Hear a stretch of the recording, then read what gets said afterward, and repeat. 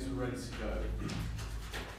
I'd like to call the House, given how disorderly it's been so far, to order. I will do it, but I'll just put it in the middle and we'll remember.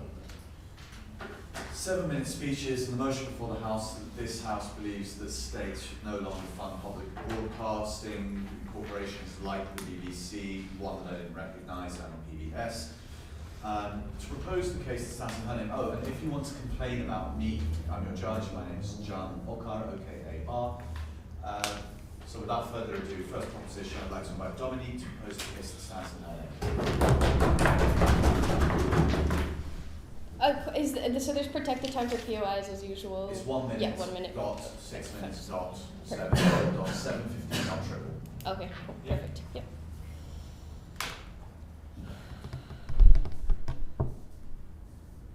Ladies and gentlemen, I'm originally from Mexico, and in Mexico, the leading broadcasting network called Televisa is a state-funded and state-regulated broadcasting network. Currently, we have 43 students missing, and nobody knows where they are, but we do know when they went missing. The problem is that citizens do not know what source to trust to get information about these 43 students. So, here I stand before you to tell you that this House firmly believes that states should no longer should no longer own public broadcasts.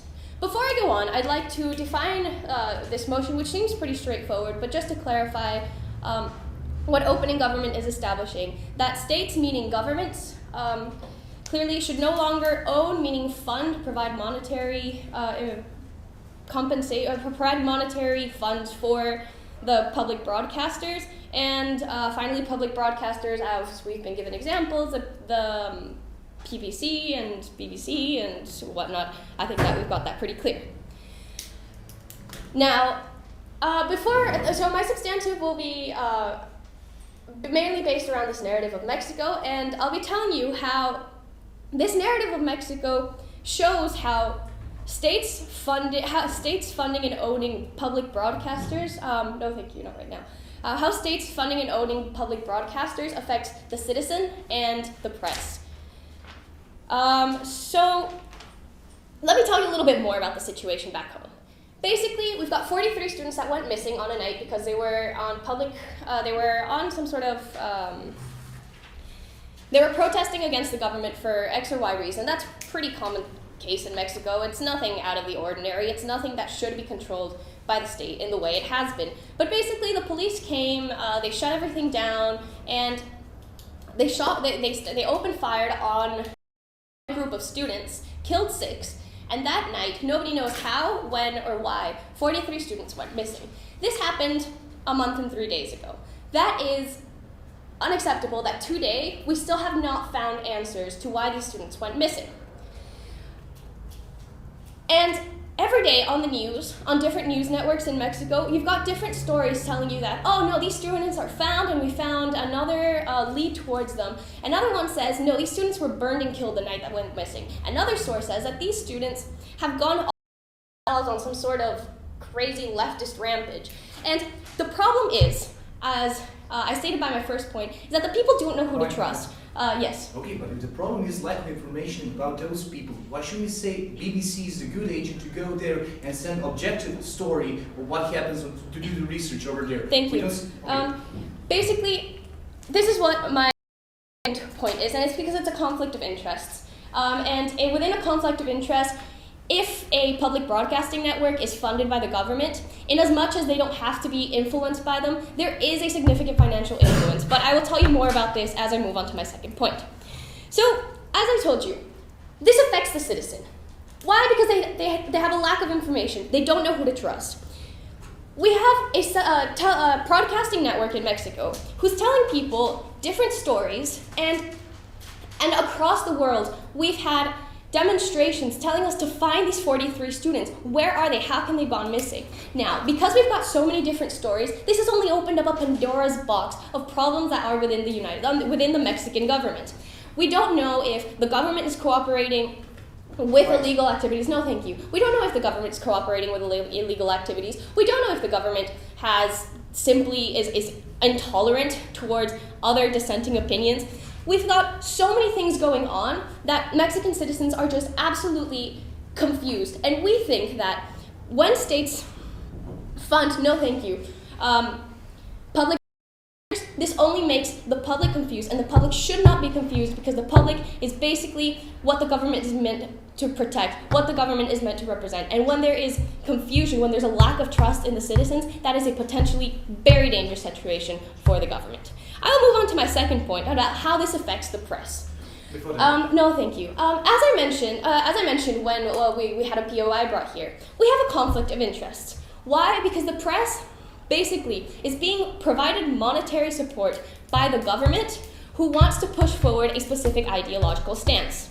Now, in as much as there's freedom of press and freedom of speech across the world, and that the press should be a form of checks and balances for the entire democratic regime, when the press is monetary funded, as I said, there is a conflict of interest. Why? Because in as much as the press wants to push forward a certain idea, in as much as the press wants to say a certain thing, as much as they want to say something, they may be or may not be, we don't know as the citizen, with obviously unequal matches of information. The press may or not be influenced by the government to say certain things. No, thank you. And when this is the case, this imposes a severe problem within the basis of democracy. As I said, the basis of democracy within the checks and balances within the government, so that the ruling body over a group of people does not have too much power. We do not want a government that has entire power over its people, and its people don't know what's and its people don't know what's going on inside of the government. Its people don't know what's going on behind the scenes, and its people don't know where their 43 students have gone. I think this is a situation where, quite clearly, when public broadcasters do not have influence of the government running behind them, it will be much easier for a descent of information for people to be able to know and be aware of what's going on in their country, within their people, and this only provides a stable and equitable situation for a government. So, as I've said,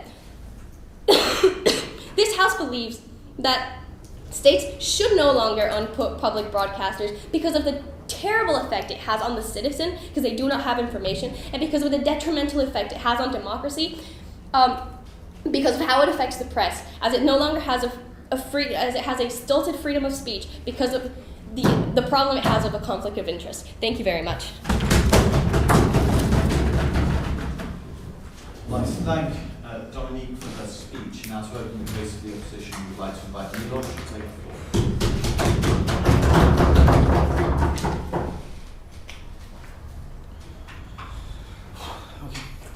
Thank you, sir, for the floor. We believe in today's debate there is a market for the state-owned television producers, because we believe they bring something to the market. And that something is quality in research. We believe it's really important for the people to actually have that information, which is problematic in their case, the lack of information how they give it. In my point, I asked the question, why don't we send some other broadcasting companies who are not originated from Mexico, like BBC or PBS, who to research these things. It's give objectivity to the story. Now, what's the comparative advantage between BBC and private enterprises is that the BBC will go and research this story, even though it doesn't have enough profit behind it. They will have incentive to go there because they have research journalism, who is on much more level than private things. This will come more in my substantive. Now, let's come to the law. First of all, let me see what they said is a problematic is there. First, they just took one example to show us what's the problem with today's debate. We don't see it's enough. We see this is a more wide debate. We should debate it as it is. What's the inherent difference between state-owned and between private-owned enterprises like this? Now, what is the problem with their example? Is they didn't show us alternative. What will happen if we take away this money from those, Televisa Presenta? Will some other private enterprise come up and solve this problem? We don't think so. We see it's much more plausible in our world that the state will have another objective like BBC will have more incentive to research this further on. On this point, sir. No, thank you. Now, the second problem is what they say about pressure in these meetings. We perceive this is not the problem in these houses and their way of funding, and it's that governments that they actually stand behind. If the problem in Mexico is not independent journalism, that's state, and it should be fixed on the whole state as global, to go up on democratic changes and to influence that state from the further on, to have that freedom to fight for. Even in a situation it's better done this way. If there is a problem of influencing people, that's my third point of rebuttal, is that it's much easier to control on the long run, Televisa present and what they actually send to the people, what messages through democratic changes, then easier to control what Rupert Murdoch or Fox News are actually presenting to the air. Now, we have 3 points of analysis from the stand-up first opposition. First is about independence and what it shows us. Second is about research journalism, why it's much more plausible to have them in our scenario. And third is about what's the entertainment today and why do we believe, how do we actually fight it in our system. First of all, on independence, and this is why we come up clashing with the first government. This is a situation where we say it's much better to have your independence taken away and to be influenced by the state than from the private sector. Why? Because through the state, you still can, change it first of all through democratic changes, but already in a status quo, like in agents presented by the motion like PBS and BBC, these are good, stable companies who actually are free from advertising. They're not so much, dependent on how much enterprise industry is in there, giving to the people to here. They're much free from advertising or some other things like, populistic shows. This is not, this is important, but what they give to us. They give to us, first impact is about quality of what they present to the people. If you don't have so much thing to dependent on, if you don't have so much companies, you should give their ideological views of what is actually happening. You have more independent and more quality journalism in the world. That's why you have in-depth sites on Al Jazeera, and you don't have it on Fox News. Why? Because Al Jazeera, their journalism are much more free to go into to find out what is actually happening there, to actually be free from, influences of corporate world, to actually research further on. Second point is about that objectivity, which also comes from Fox News has a problem because money comes with influence which is politically viewed or politically direction in another way. We don't see it as that to be example in big comparative big houses like BBC. Why? Because they have obligation to the whole society. They have obligation much more easier way for those even journalism who are actually doing the research to come up and to say are they influenced or not by some specific ideology. And we see it's really important to have that objectivity. Where is that objectivity the most important? In the situation of crisis, when you present to the people that ideological views. We believe in the world where the state gives you this, it's much better to have BBC showing you what's really happening through the way of emotion neutrality, to show what's actually happening there. This is also the case with Al Jazeera, but it's not the case with the Fox News, where they constantly promoting one ideology of war or something and actually influencing people on this level. Any questions? Okay. Now to go on the research and journalism. What's extremely important with research journalism? We have them much more in this area of state-owned enterprises. Why? Because this research journalism per se is not as profitable as the other views of entertainment or other shows, something like that. Why? And why it's important to keep those? Because for some people, they're really important. They give objectivity, they give context to some issues. Okay. But why can private broadcasting companies do that? I'm coming to this because they will see that it's much easier for the air, for 1 minute of that air, to offer entertainment and for that entertainment to be viewed by, 600 millions of people around the world than to have that offer to 25 million of people who are watching this. Now, why is this not, thank you, why is this with the BBC and these big companies? Because the quality of the research, journalism research they present you. Roskam always offers full analysis. The new people who will be interested in this view needs to have some of the edge, some of the controversy they're presenting. It's much easier to be free to show that objectivity and to show that controversy as the whole when you have financial background who is as stable as it could be. And we believe it's more important for the future generation to be more interested in this journalism. Now, what do we have even further on the bigger level? We have competition between state-owned enterprises like Al Jazeera and BBC who are fighting for the new people. We don't see that in private sectors. In the end, what do we see with them fighting against the fun industry? We have these things. In the fun industry, you have only presenting them as it is. In the state-owned enterprises, you have some sort of appointing society or checking it out. Let me show you the example of analyzing, regular X Factor and The Voice. The Voice is on the BBC, and what it actually says, contestants are actually, judges are looking on the back. What this does says the message, today's world, you should only be judged by your talent, by your merits. What have I presented to you today is the independent, leads to better quality, to better research journalism, and the entertainment industry is better on our side. I'd like to thank Milos for his speech, and to continue the case for the proposition, I'd like to invite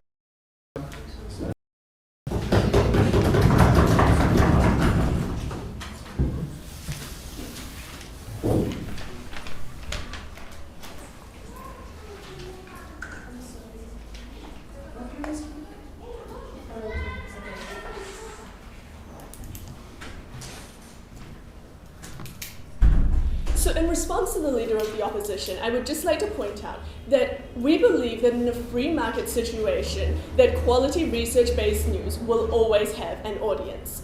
And we see that currently the government-funded news agencies are able to outcompete private news companies in their research-based journalism that they've been talking about, which leaves the more sensational news market for private companies to compete in. But we see that, so they asked for the alternative, for us to give the alternative version of what would happen. So that if the government ceased funding of these news organizations, that the entire news market, including the research-based news and the more sensational news, that these will all become covered by competing private news companies, and that we will continue to see much similar situations to what we have today. We believe that the BBC will still remain the BBC, even if it does not receive the government funding that it does now, because there is already a large existing structure to continue in the objective journalism.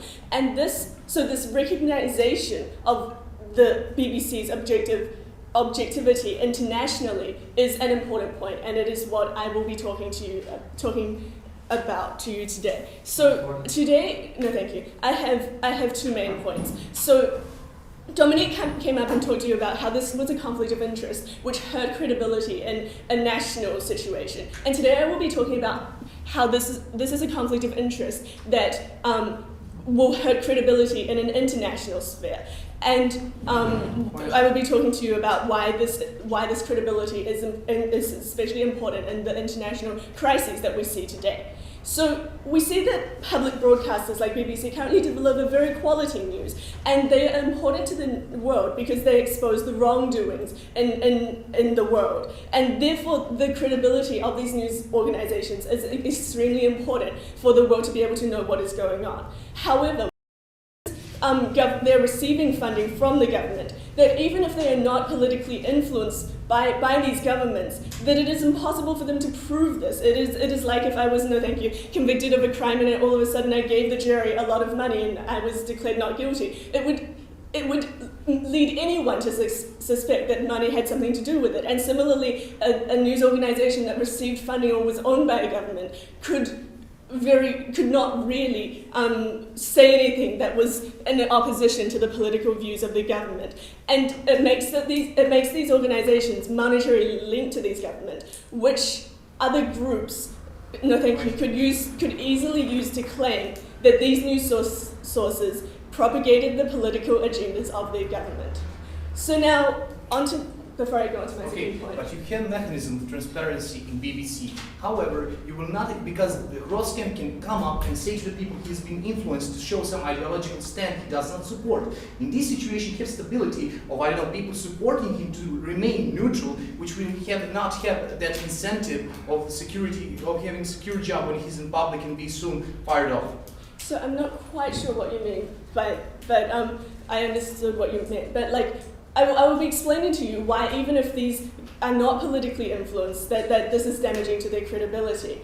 So when all sources can be perceived as equally lacking in credibility, then the international community are free to believe in either side. And today I will bring to you two examples, one being the situation in Ukraine, the media coverage of the situation in Ukraine, and one being the ISIS crisis. So in Ukraine, the English and Russian news agencies told very different stories.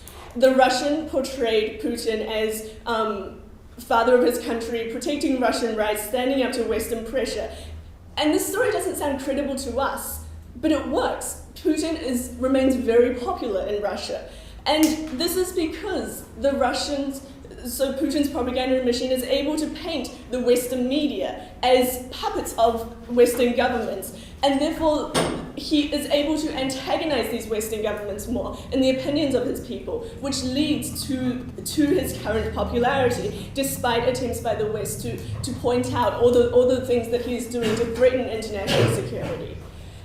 So another example is that of ISIS. And so currently, the sources denouncing ISIS all come from Western media, all come from countries, so news sources such as in Europe and America, Australia, New Zealand. And because these news agencies are monetarily tied to these governments that have political agendas that oppose ISIS, it is very easy for jihadists to use this as further material to fuel their claims that the West has a blanket discrimination against Muslims. This is able to fuel their anti-West feelings, and it helps their recruitment attempts because they are able to make people believe that the West has this blanket discrimination against Muslims, yes. Okay, but it's even worse to Fox News, because Fox News openly attacks those people who's in ISIS, openly challenges them and calls them out, the worst names. But in comparison, we don't have that in, BBC, so it's worse even with the private companies. So the private companies groups like ISIS cannot claim that these are backed so strongly by the government, whereas for BBC, for these other news companies, it doesn't matter how currently may be, it doesn't matter how truthfully they are portraying the situation. They can easily be portrayed by these opposition groups to be seen as puppets of their government, and their objectivity then is entirely discredited. So without monetary connections to the government, we see that the international community, groups in the international community are unable to dismiss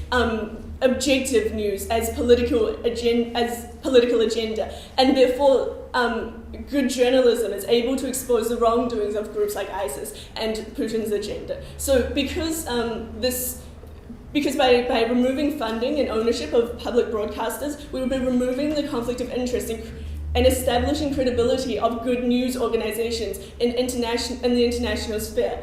And this credibility is important for exposing the wrongdoing of certain groups, and therefore creating more unity in the international environment we are proud to propose. I'd like to thank Tian for her speech, and now to close the top half of the table, continue the opposition, I'd like to invite Nicola.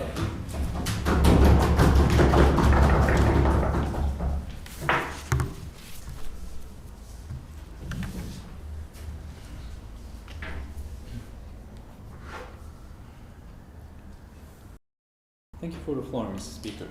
We think that state intervenes and state spends money where it sees that there are big market failures and that the outcomes are not good when you have only a free market. So we think that in this area of journalism, we have better outcomes if we have states owning and funding these kinds of broadcasters. I will show you two things. Firstly, why they will inevitably lose the fight with the entertainment and with the internet, lead to bad outcomes, and that free market won't be able to come up with also good solutions for this. And secondly, why there is a value in traditional style journalism in these types of broadcasts. But first, a couple of points of rebuttal.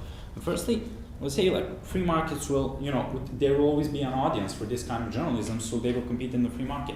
Yes, but they will have much less resources, because this is not, realistically speaking, not really a big market share of people who care about this in-depth analysis, etc. So there will be a disproportionality in comparing to our world, because in our world they have an unrealistically big sum of money in comparing to how big their market share is and how much they earn from advertising. In their world they will have a smaller market share, which means smaller income from advertising, etc., which means they would be less economically powerful and have less resources to travel around the world and have good investigative journalism, etc. So that is the reason why we think that free market won't actually cover this. Secondly, no, thank you, later. Secondly, they say, well, now groups cannot claim that this is some state agenda that they are propagating. We disagree for several reasons. Firstly, governments are not, parties change, the party, but these media have continuity. BBC is not either propagating the Labour or propagating the Conservatives. They have long tradition. So when BBC gives the news and the analysis, yes, it may be at the point perceived maybe as a position of the government, but it is also a very objective outlet with a long tradition. So we don't think it is necessarily always that is associated with the government that is currently in power. We don't think that is actually the case, and they also have critical analysis of the government that is currently in charge. If we are talking about autocratic regimes that control the state media, we then think that it is not the problem with the state media itself, but a political system that exists there and the lack of the democratic capacity to have checks and balances of these powers. So we don't think that it will be less powerful if we just don't have state media. Putin can also influence private media that exist there as just as much he influences the economy, even though the companies are privately owned. Okay. And thirdly, like they say, the coverage of Ukraine and ISIS, now ISIS can claim that the media and the narrative, these countries are against them. We think that would be the same also with private companies, because they come from a certain country. We don't think that it will be perceived differently than if it is a publicly funded broadcast, because a privately funded broadcast, for example, Fox News, is also having news and analysis that are against ISIS, so ISIS can claim that they are against them. So we don't really see what is the impact of that point. Now to come to my substantive. Firstly, say that there is now a losing battle, and the problem is the context with the internet today. We see the rise of media that really are most of the time doing entertainment, reality shows, etc. And they're getting a really big market share. We think that there is a market failure in this, because this brings good outcomes, and because of this we have less informed citizens. We have a worse public debates and worse democratic process because of all of these things. Why is this problematic? Because the money that the media gets is mostly from advertisers. So that means the more public, the more market share, the more public, the more people watch them, the higher rate, the more money they get. So in a free market competition that they want to have in their world, you'll have these kinds of medias needing to either have smaller market share and thus less resources, or to have less quality content, which we think leads to people who are badly informed and having a worse democratic process. But also we see the rise of the internet media, and like short viral stories, news that are in like in lists, etc., etc. We think also this is problematic, and this is not a quality journalism. There are some studies that have shown that people rarely read more than 2 paragraphs on the internet news. So we think this is also an area in which we should have traditional journalism in order to have better stories, etc. Because we don't think that in the free market they will survive as such as they exist now. Before I come to the second point, I'll take open. Okay. So you're talking about all these alternative sources, but those are privately interested sources, and because they're created on the internet. So if these are actually gathering momentum, wouldn't that actually be about an argument in favor for banning for the massification of private-owned? We don't think that it is a good thing because of the things that I just told you, like how this works and how this internet media works and how people read it, and we think that it makes for worse readers and worse media. We don't think that it is a good thing because of the way that people are being informed and because of the democratic process. Okay, the second thing, why we think that traditional journalism is good and that it should be safe. Most of these like public broadcasters like BBC, they have a more traditional style analysis and of coverage, etc. Because they don't have to cater to the modern trends. They have traditional school of journalism, traditional way of covering things. Why I think that it is important? Because it is more emotionally neutral. In today's media, we have more and more of this emotionally charged news and emotionally charged coverage, which we think also hurts the debate and also hurts the way that people perceive issues and talk about them. We think that it is important to have a credible, stable source in traditional journalism that people can always come to when they want to have a neutral and objective look at things. We think that this if the state wouldn't own this media and ensure that they will survive even with the changing trends in the private market. So we think that because we want media to be objective and neutral, because we showed you that they will the entertainment and the internet, because we want to have traditional journalism, we beg you to oppose this motion. Thank you very much, Speaker, for your speech. Moving to the second half of the table, representing Thessaloniki A, I'd like to invite Alexandra to take the floor.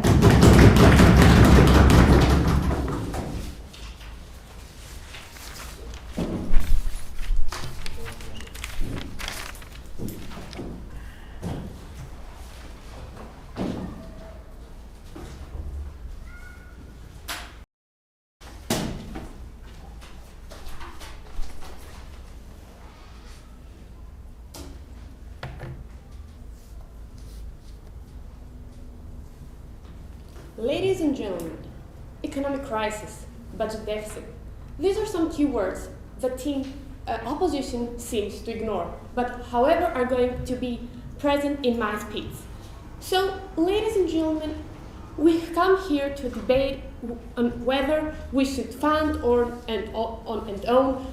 whether government should fund or own public broadcasters such as BBC and PBS. However, this side of the House is completely in favor of that notion, since we believe that such a sponsorship or ownership harms the well-being of society. So in my speech, I am going to elaborate on the economic aspect of the situation, and more specifically, whether the government is able to fund economically such broadcasters. But before moving on, let me please explain to you why we're completely against team opposition so far. First of all, we have a team opposition who has come up here and talked to us about how objective the public broadcasters are. However, we are completely disagree with that point of view, because their argument was based on the idea that the public broadcasters are not affected by the government which is in power and are not affected by one party, but however that all parties are represented, are represented in this broadcasting. However, there is an hierarchy in the parties. Some are more powerful, some have more influence on the citizens and on the powers, which includes the press and the public and the broadcasters, and therefore we don't see we are not convinced that the government is objective. And let me give you an example. Consider the elections. When it comes to elections, the government tries to attract voters to vote for them, and each party goes to the public broadcaster, and since they have their financial support, they go to them and propagate their side. And however, the citizens, as a result, don't get this unbiased information that they should have, since they get only the government, which is usually the party of the more powerful government wants to get. And we believe that citizens should have the right to unbiased information and to not be informed by these public broadcasters in which the government with the party with a more power has influence upon. In addition, they talked to us about the entertainment. No, thank you. They talked to us about the entertainment and how private broadcasters have more. They care more about entertainment. However, they didn't give us any proof. They didn't give us any examples. So we cannot accept that argument without any example which demonstrates that this situation indeed happens. We cannot just accept a hypothesis of team opposition. And then they talked to us about how rarely people read more than 2 paragraphs of the internet in the news. However, we don't understand how this is completely connected to our case. So now moving on to my argument, economic crisis. Eurozone crisis in 2008 is a major example. Governments such as Greece is suffering from budget deficit. How is the government be able to provide the adequate money to the public broadcasters in order to ameliorate the research which team opposition seems to believe that is great in the public section? And therefore, we want to introduce the economic term called opportunity cost. In order for the government to be able to support these public broadcasters, they will not be able to give the money they need to other public services which are much more important, such as education, healthcare. The government's focus should not be to support the public broadcasters. The government should make sure that the needs of the people, like education, are satisfied, and then provide goods for public. However, in this situation, in our everyday situation, the government is not able to do so, and therefore we have public broadcasters which are poorly funded, which do not have enough resources in order to give to the citizens the correct quality of research and in order to function properly. And in addition, the government a lot of times cannot function correctly in a minute, cannot take control of and be able to lead these public broadcasters. And let me give you an example in that case. In Greece, the public broadcaster that used to exist, NERIT and NET, then there were too many people employed, which were more than enough. So basically they were employed, the government spent money for them, and they didn't do anything, and therefore we are suffering from a problem called waste of resources. Yes. Yeah, but we don't think that you should prioritize giving public services in that way. We think that it is as much important as healthcare, that good information is a public good because of the importance it has on politics and on democracy. Yeah, however, as I proved to you, the information that the public broadcasters offer is not that good, and we believe that the public broadcasters, and I'm repeating myself again, is highly influenced by the government's priorities, and when it comes to elections, for instance, as I said, and therefore we believe that that healthcare and education are much more important, and that in a country with its budget deficit, it's obvious that the priority of the government will not be to support the public broadcaster. And so, what have I told you today? I've talked to you about how economically the government is not able to support and the broadcasters, how it results in waste of resources since the labor is not effectively and efficiently employed, and about how the priority of the government is to provide funds for other public services such as education and health, and does not have the funds for public broadcasting, resulting in bad quality. So for all the above reasons, we are proud to propose this motion.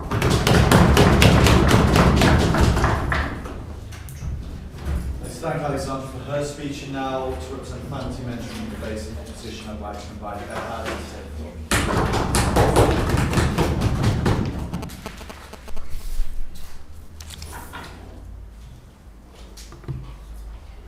Okay. Honorable delegates, dear Judge, thank you for the floor. Today I will be talking about against the motion that we should ban and we should not allow governments to fund or own public broadcasters. What I will start with are two of my arguments. First one, we forgot to include taxation in the whole argument, where we argue that these public broadcasters are not funded by the government, funded by the citizens. And here this allows legitimacy to the citizens to criticize what is broadcasted and what is shown in the media. This is a very important aspect of our today's motion. The second argument that I will be presenting is that what public broadcasters are showing is the real news. It's not the news that is trend and that appeals to human desires and human emotions.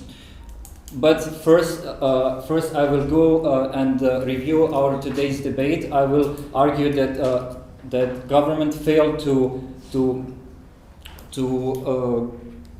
effectively criticize our arguments, which were that public broadcasters are free from the enterprise influence, they are free from advertisements, and they are financially independent enough. And the second argument is that state media and public are there to acknowledge the market failure of the real news, where real news do not get enough audience. So the state comes in and is able to finance and support the public broadcasters. What I will now also talk about is the government, which tried to refute our argument of objectivity, where they argue that in the case of elections, we have public broadcasters that are actually supporting one side and maybe supporting the government. But what I will notice here is that there are some concrete laws in the constitution of every country which concerning the elections, they set certain quotas or certain proportion of the media space to every party and every candidate. Therefore, we give the ability to every candidate to be represented and to get enough of media space. While in the case of private broadcasters, we can have a situation that is actually happening now in my country, Bosnia, where one of the candidates is actually the owner. One of the candidates in the elections, he's the owner of the most viewed private broadcaster. So here we actually see the conflict of interest, and not in the case of public broadcasters. The second argument of the closing government candidate was that in the case of economic crisis, government will fail to finance the public broadcasters. We had an example of Greece. We are saddened by the situation in Greece. But what we have to notice is that Greece is not the only country in this world, and we have other countries where public broadcasters actually allowing employment of the citizens and are actually contributing to the overall budget income in the country. Therefore, we will also say that there was a mention of opportunity cost and how government will acknowledge the opportunity cost, but we should understand that in case of private media, it's not even about opportunity cost, but it's about profit. So if we have an owner of the private media, if he decides one day when he wakes up that he doesn't want to own this private media anymore, he can just shut it down. We cannot do anything about it. While in the case of public broadcasters, we can actually criticize, because the public broadcaster is funded by the tax, by the money that we give to the state. I will not take it. I will take it later. Thank you. Now I will go back to my arguments. The first argument was about taxation, where we failed to acknowledge the state is not only about but it's about the people who are actually giving taxation to support and to fund the public broadcasters. And these citizens are also electing their government, and the government is actually representing the citizens. So what we can see in this case is that citizens, they have legitimacy to actually go up and criticize what is being shown. They have a say. They have a say in. Yes, please. You heard our example about Mexico. Can you show us how citizens can have choice over the spending of their taxes?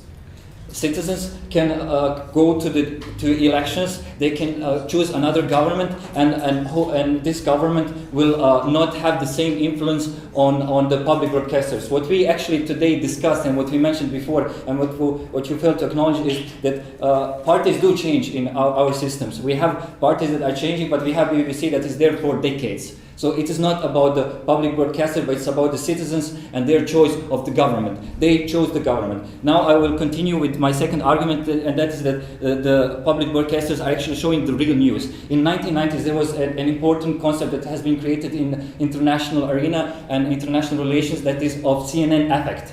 CNN is a public broadcaster that actually contributed a lot and was able to cover in a good way what was happening in the case of war in Rwanda, where we had actually forced governments to actually intervene in this humanitarian crisis.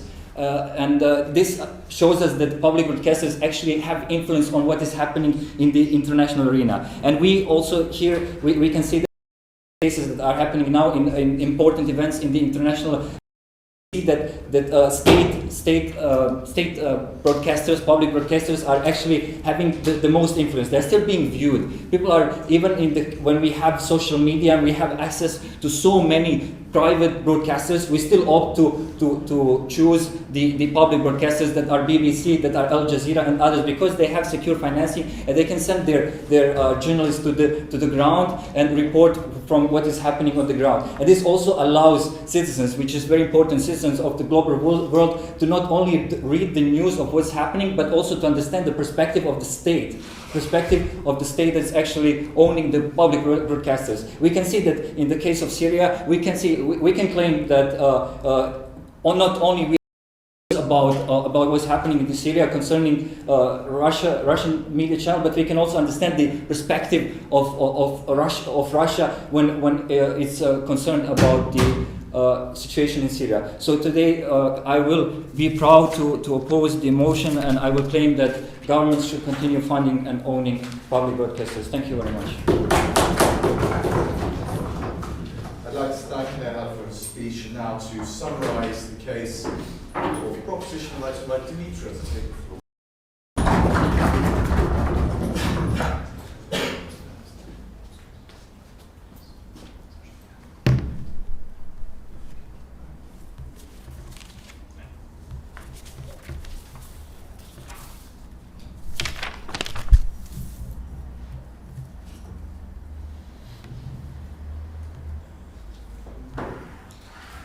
Ladies and gentlemen, today we're talking about the fourth power of society. We are talking about the media, who have the power, according to our side, to rule, to project their views, and to decide how the society is going to work. So, having heard with close attention to this debate, this side of the House would still believe that we should no longer fund or that the governments should no longer fund or own public broadcasters, because such as the BBC. Because such a sponsorship or an ownership harms the well-being of society. Having heard with close attention to this debate, we can sum it up into three main points of clash. First of all, are public broadcasters protecting the right to unbiased information? In which we answer no. Second of all, do public broadcasters function well till now? Answer no. And third of all, is such an act economically good for our governments? In which we answer again no. No, thank you, sir. I haven't even started my speech. So first of all, do public broadcasters guarantee the right to unbiased information? In which we answer no. From the first moment of this debate, we have talked to you about how in this debate in public broadcasters there is a conflict of interest. You made a point of information at the start about saying, what if we send, for example, in Mexico, BBC to run the case? Well, we find this actually out of debate because we believe that the police, UN, or some other organizations could go there to find what happens in Mexico. What our point was, that was totally missed by your side and never responded, is that it's not our problem. We can have security or somebody else to find the victims.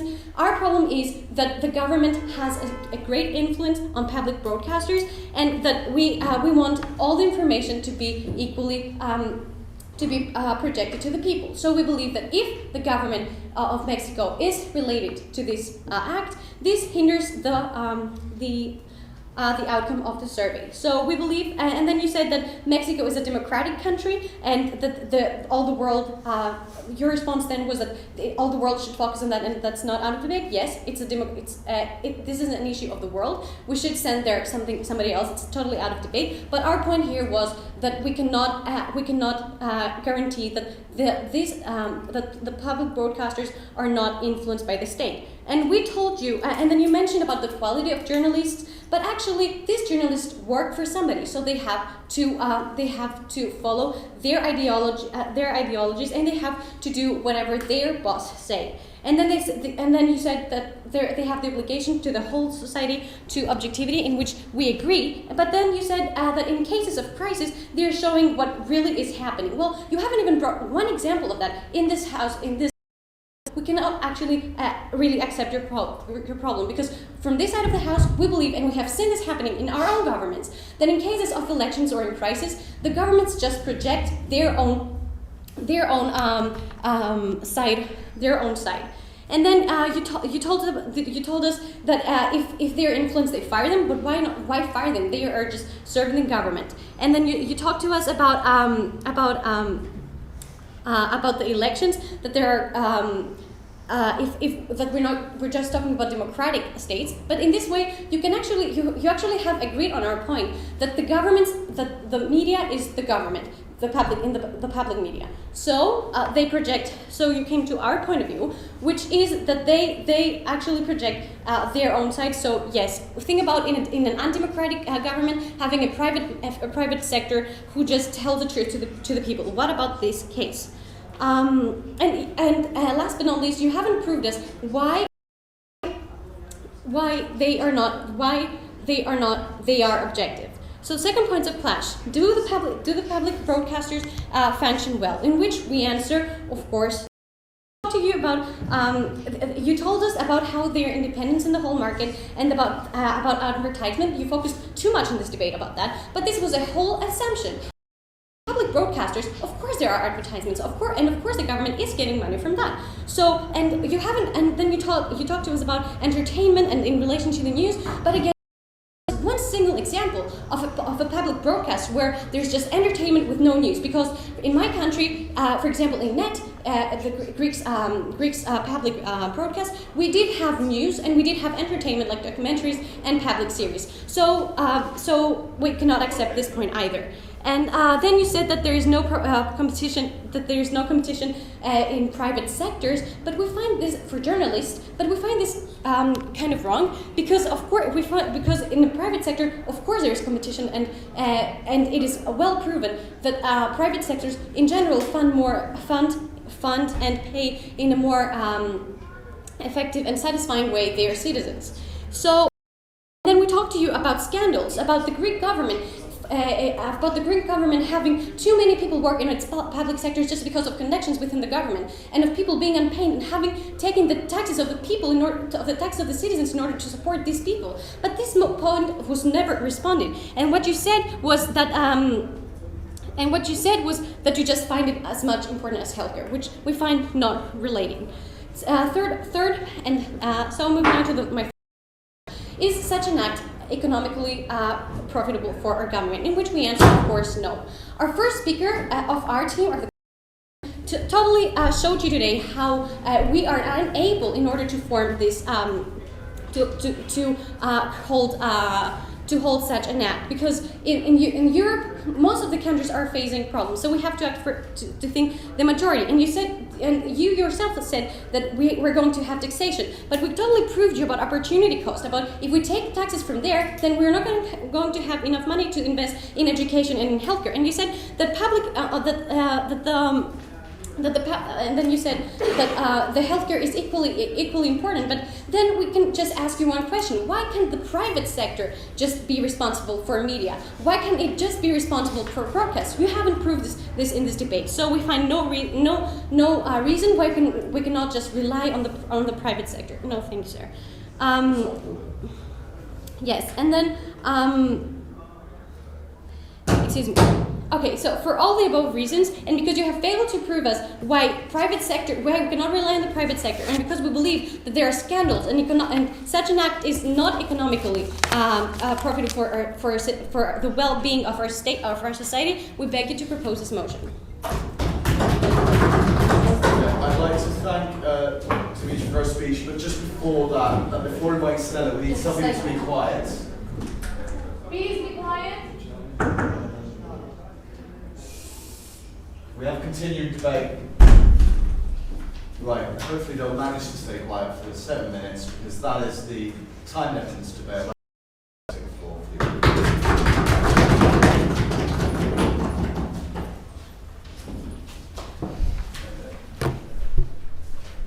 Ladies and gentlemen, first of all, we believe, as the proposition of this motion, we believe that we believe in realism and the importance of the state. First of all, we should not just treat the public broadcasters as the bad guy. It's not only the public broadcasters that are okay. It's an aspect of the government, but governments change. Different parties are in the government, so you cannot say that the public broadcasters are only influenced by one government. Furthermore, we could just think of even more simple things that are important in order for the public broadcasters to be funded by the state. First of all, public broadcasters give the chance of expression of national instinct, while private broadcasters only care about the profit. Second of all, as other delegates of the proposition said, the public broadcasters have secure financing. The state can moderate the finances and the taxes that the public broadcasters pay. And even more, the public broadcasters are the first to learn about severe events and aspects of what happens in the national political arena.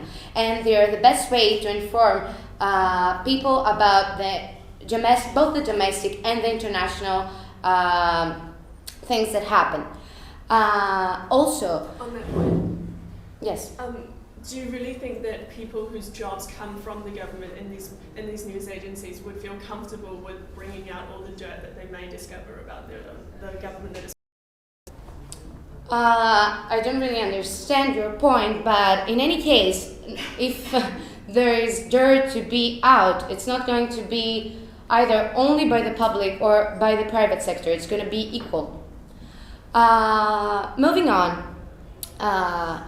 Even a small aspect of why the public broadcasters should be funded by the state is that the public broadcasters are important for even major events that happen in either globally or inside a country, such as, for example, the Olympics.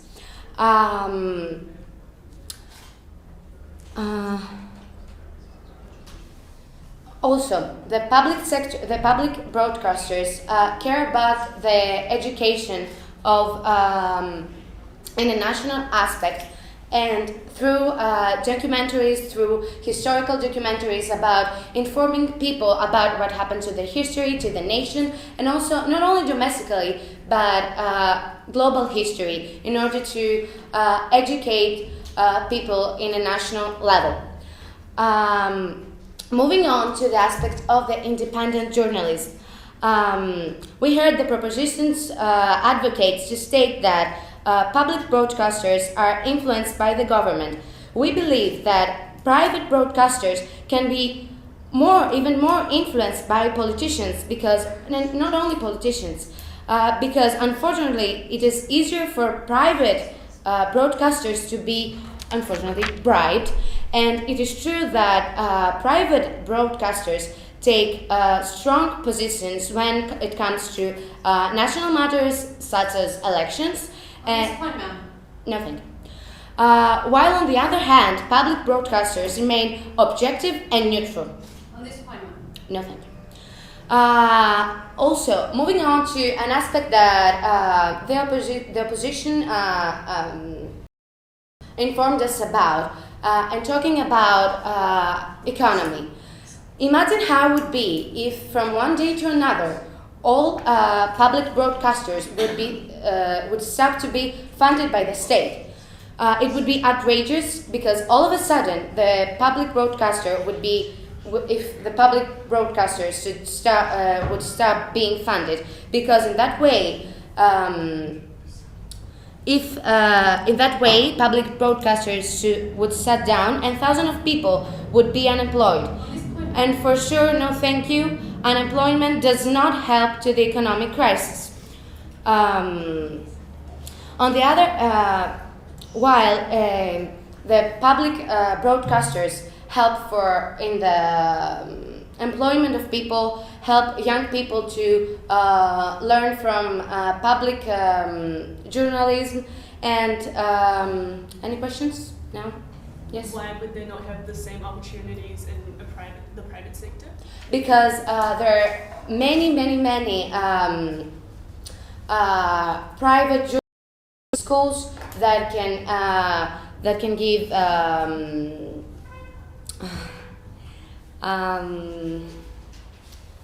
they can give the opportunity to younger people and students to work there.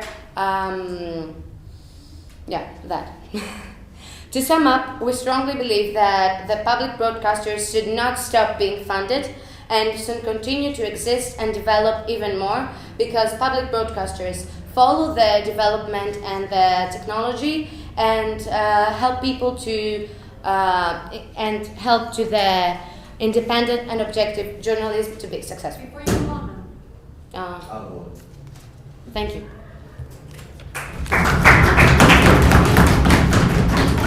If you could swiftly move, we started a bit late, obviously.